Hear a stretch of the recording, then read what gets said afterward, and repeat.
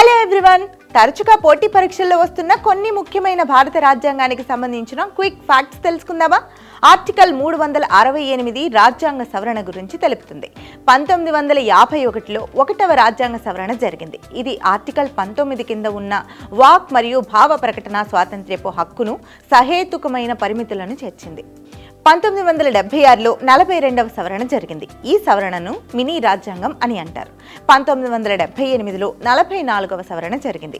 ఈ సవరణ ఆర్టికల్ 21 జీవన మరియు స్వాతంత్ర్యపు హక్కు రక్షణను పునరుద్ధరించడంలో కీలక పాత్ర పోషించింది. 1992లో అమల్లోకి వచ్చిన 73వ రాజ్యాంగ సవరణ పంచాయతీ రాజ్ సంస్థలకు రాజ్యాంగ హోదాను కల్పించింది.